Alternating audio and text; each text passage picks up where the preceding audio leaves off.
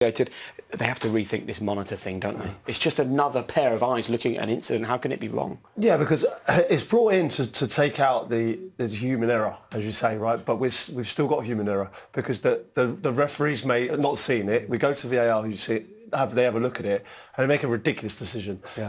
We've got to rule out serious foul play. I mean, he could have broken his leg. I go as far to say that. If he puts all his weight on his leg there, it's a potential leg-breaking tackle, and that's something that we have to stamp out of the game. That's what it was brought in for. Ridiculous decision. And the opportunity is there. The opportunity is there for him to look at it. It's a process problem.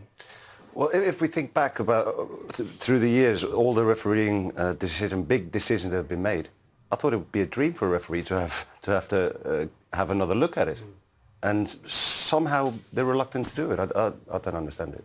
Well, let's see what the Chelsea boss thinks about it. Frank is with Des. Des.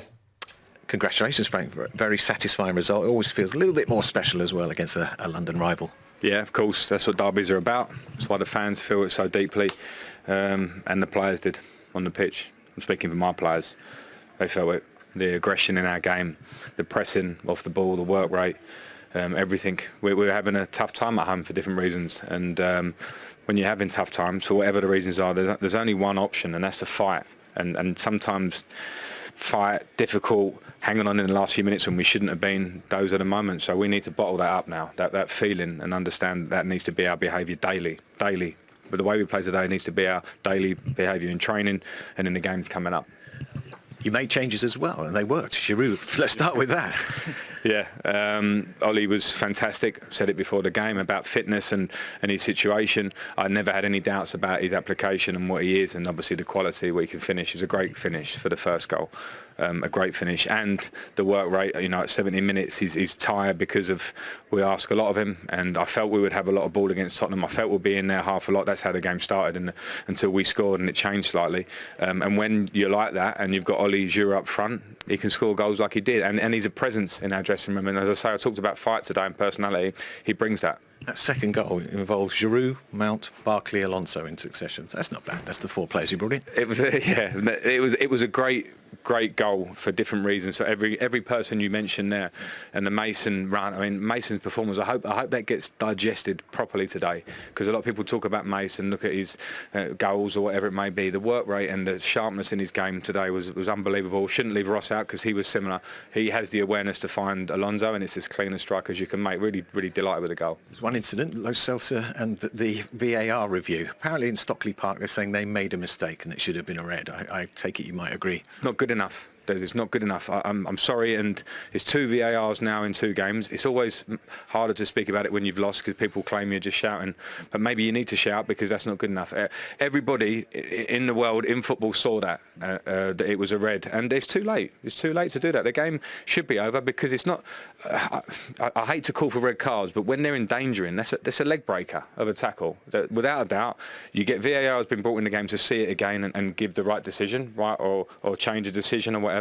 And I'm not saying anything about the referees on the spot. It's not easy on the spot. VAR is here to clear those up, and I'm not surprised that they've put it right, but it's not good enough.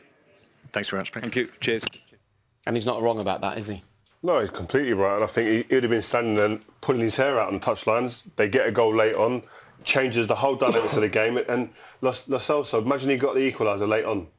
He would have been suicidal in there. I mean, it's crazy to think that with VAR, with that assistance, that you don't actually get the right decision.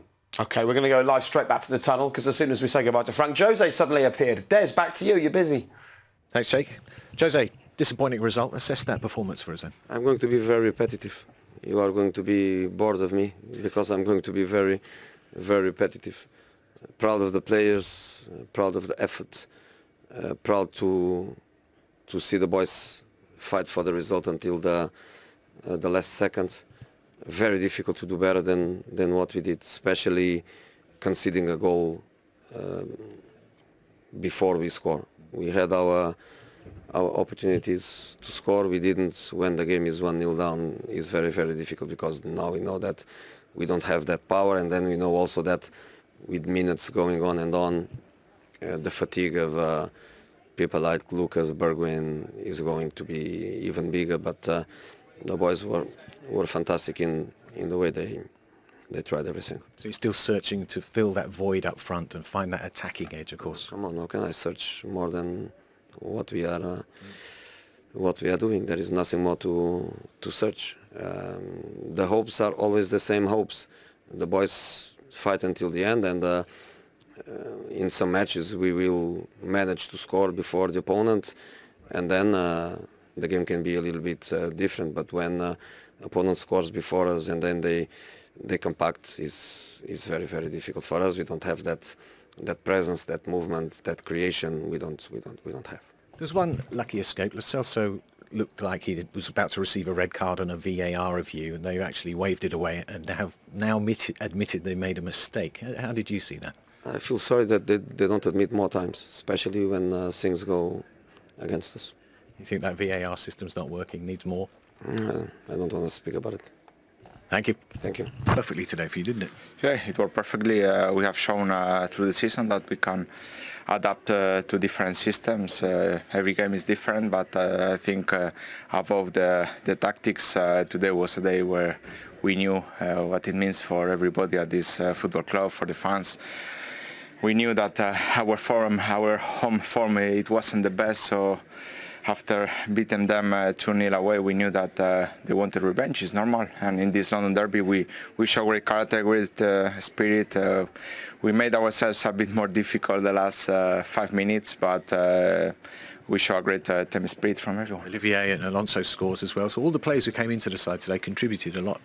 Yeah, we are a squad, and we need to be ready for every game. It's true that when you don't play, it's difficult. Everybody wants to help the team, but everybody keeps training hard, fighting to be in the team. The competition is what gives the team that extra percent where everybody can push to the limit, and today it worked perfectly. There's one incident I want to talk to you about, because you've got a great big lump of ice on your shin down there. The camera picked that up for us. Lo Celso's foot stamped on you.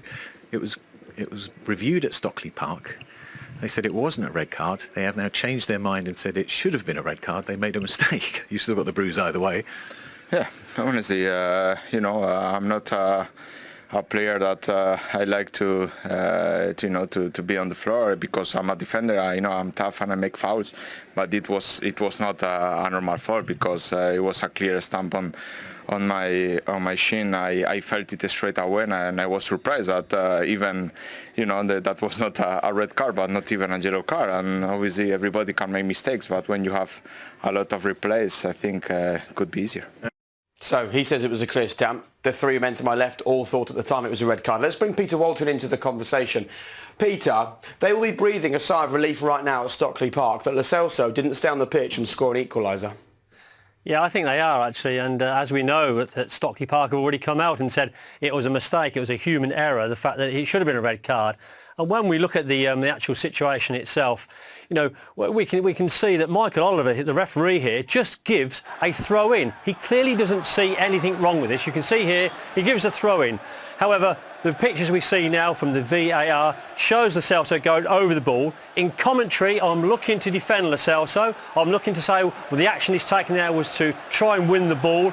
Clearly, the more I look at it, though, I've got to fall on my own sword here, Jake, because that's a red card. And, I was wrong in commentary looking at it, so in slow motion. And if you look at it in slow motion, you can build a red card. If you look at it in real time, it becomes a little bit more difficult to build a red card.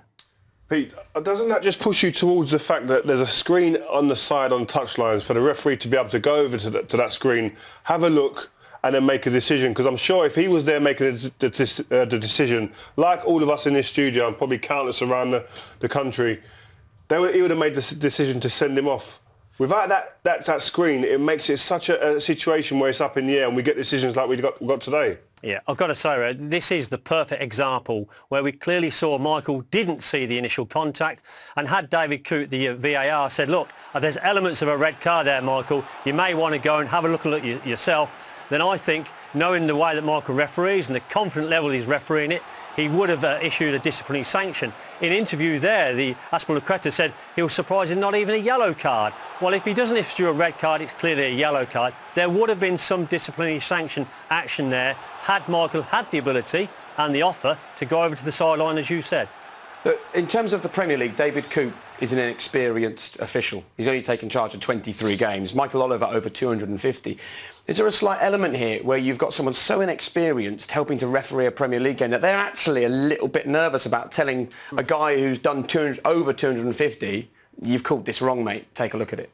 Yeah, look, I mean, I can't get in the head of David Coote. David Coote is a FIFA referee himself, so he's clearly at the top of his game. However, what you say there rings true again. And Michael Oliver is such a confident referee, the way he's refereeing the game today, allowing small fouls to go on, having the ability and the respect of the players to understand that, and that's why the game was managed in accordingly. I think that Michael Oliver should have gone over to the monitor, and probably David Coote should have insisted on that happening. It also helps everyone, doesn't it? Because, like, we hold VAR accountable to such a sort of high threshold, right? As soon as we look at it as technology, we think it has to be 100% right.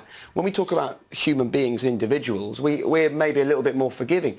If he'd have gone and taken a look at the screen, Michael Oliver, and still decided it wasn't a red, I think it takes a lot of pressure off this clamour for getting rid of VAR because the technology doesn't work.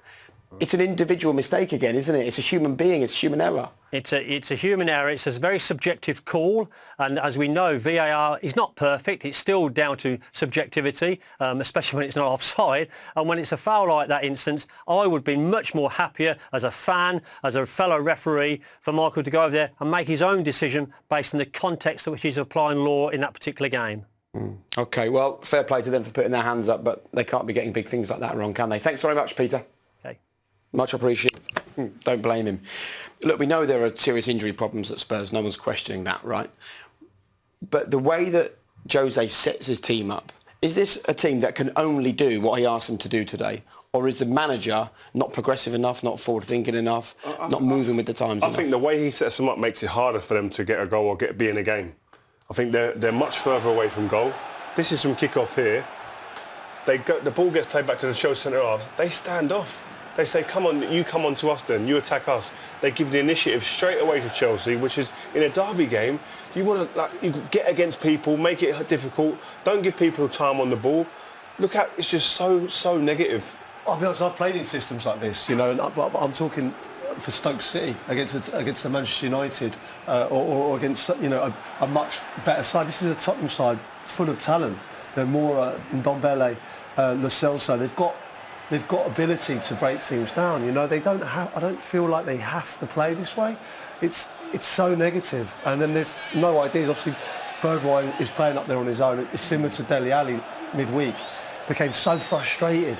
How demoralising is that for a striker? It's demoralising. Honestly, you come off the pitch, you feel like It's you haven't terrible. even played. Unfortunately, I played for Iceland in a system like this where you feel you come off the pitch and you just.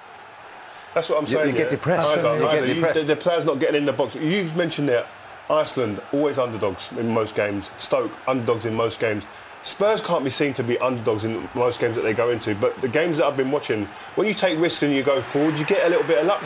You get an opportunity to get that luck in dangerous areas. But because they play so negatively, it's so difficult. And the way that interview just says that the attacking players like Moura, Bergwijn, Ndombele, yeah. Lo Celso, is he saying they're not good enough? That he's inherited the players that I need to have a wholesale changes in the next window because those that's what they've got cost there. over about 150 Well, we've million. written down here it's about 125, 150 million pounds worth of talent that he's saying isn't really good enough for me to go on the front foot and attack a game. Be totally honest here, okay? What conversation do you expect those Spurs players are having about playing like this? Can't believe it. No, they won't be. No. Well, it's just you've got attacking players more the Dele Allis. That when Mourinho first came in, I think it was the West Ham game. Yeah, he was free, and he looked like a different player. He looked like the shackles were off, and he was enjoying his football. Dele Alli. He did have Kane and Son around though. That's the difference. And that's a huge miss, a massive miss. It is a massive miss for any team. You can't deny that. But still, like you say, you're 150 million pounds worth of talent still on the pitch. I think you can't get away from the fact that he's lost a huge amount in terms of even before a ball's kicked, the respect in the dressing room of the opposing team is different when you haven't got Kane and Son on the team sheet. I get that, but the negativity with which they come out with straight away, it really just lets the other team feel, listen, this is our game to lose really. We're in the driving seat and they're not going to be able to take it off us at any point unless we give them that initiative. After a game like this, you come in the dressing room as a Tottenham player today and you think, we haven't played today. That was a feeling I had sometimes playing in a And are you frustrated as you're playing the game, as you're on the pitch? Are you feeling frustrated about where you are? And even more so when you walk in the dressing room, because it's you can't get rid of the feeling. You go home and you still think, well, I would have loved to have played football today, but we haven't. Whether Dele's reaction during the week in the Champions League was right or wrong, Mourinho obviously saw it as being wrong and punished him for that to make him sub. But that reaction is based on frustration in a match that I'm feeling like I've got no chance. I'm not being given the platform to perform as an attacking player. Meanwhile, the Chelsea manager will feel very different indeed. It's a sort of perfect combination today for Frank of a hat-trick now over Jose Mourinho as a manager. But even more than that, the players that he brought back into this team all delivering. Well, this goal just speaks volumes about what went on. Obviously, Giroud flicked into Mount. A great awareness from Barkley, and that's the cleanest strike you'll ever see from Alonso. All four of the changes that Frank made. So, I mean, he's right to be pleased to have punched after this game, really. Frank's team played like a team that knew this was a derby, and their intentions were to make sure we got hold of this game from the minute go. Their intentions, within 3-4 minutes, we were all saying in the studio, look at Mount, look at Barkley's intentions when they're pressing the ball without it, to actually then all of a sudden you can attack from early positions, from high positions, to actually cause a problem and get onto the goalkeeper. Your old team finishing in the top four?